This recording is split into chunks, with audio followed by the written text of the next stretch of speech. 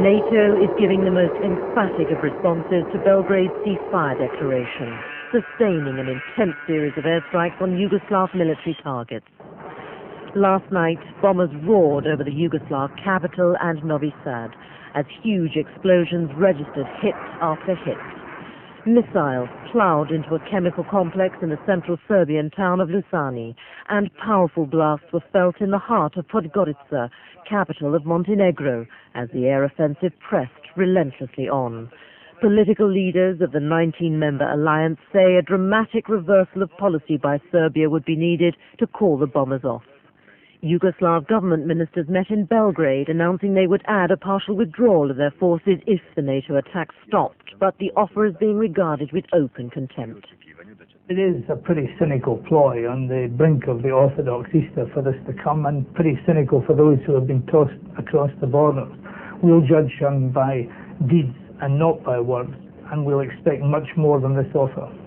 On the line now from the Serbian Information Centre in London is Marko Gasic. Mr. Gasic, first of all, the ceasefire offer.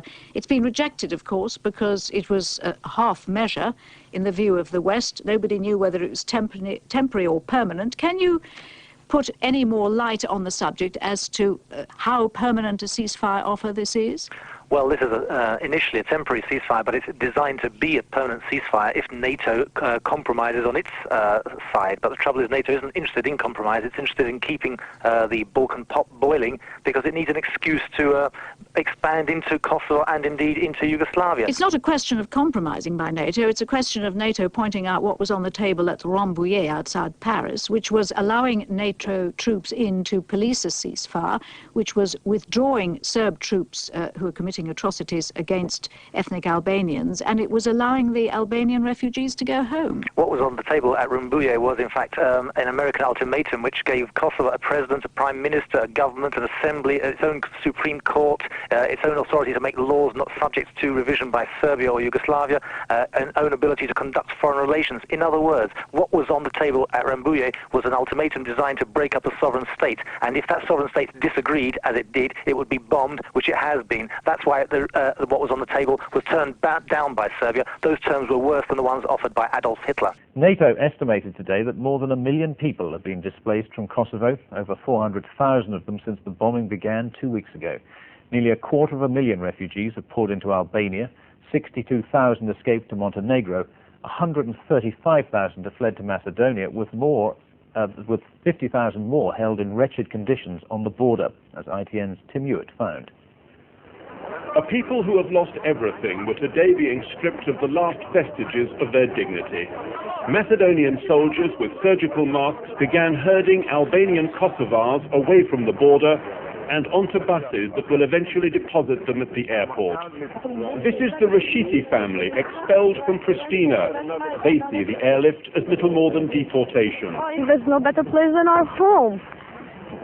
I don't know what the world needs of this. Oh, you're lucky now that all the countries are taking you. That's not luck, for God's sake. The majority of refugees, upwards of 100,000, have been trapped on the border for more than a week. Their makeshift camp sprawls back into Kosovo. What's happening there can only be imagined. And even here in Macedonia, prying eyes are increasingly unwelcome. Is it possible to get out of here this camera? Where are we allowed to go with the camera? The camp is a place of appalling squalor. Water from a river awash with refuse is all that's available for washing. And worse, few have passports or identity documents. The Serbs confiscated their papers as they threw them out, making it all the more difficult ever to go back. Where will you go now? I don't know. The most that I would like is to come back to my home and to live normal, like all Europeans do, because we are a part of Europe. And on the line now is the Foreign Secretary, Robin Cook. So what do? Just keep bombing and hope he gives in? We have intensified our air campaign, and we've, as you know, over the last 2 nights, been hitting hard both at the military and at the fuel supplies that support them. We will shortly have more military capacity in the area. The Apache helicopters will enable us to take direct action against the tanks within Kosovo. But we have also responded to the hollow sham which President Milosevic presented as a peace offer yesterday by firing off a number of questions to Belgrade. And the bottom line for us is, will he be withdrawing his military from Kosovo? If he's not clearing his military out of Kosovo, then nobody can possibly believe his offer of a ceasefire. And secondly, will he be accepting the international military presence, which is essential if the refugees are going to return in security? What we need on the peace table is a real autonomy for the Albanians, real self-government for them and for the other national communities in Kosovo, so that they have religious freedom, educational freedom, healthcare systems, their own local government. That's what autonomy means. It does not mean presidencies, governments, constitutional and sovereign rights are inviolable by the rest of the country. That's independence. That's the wrong word for autonomy.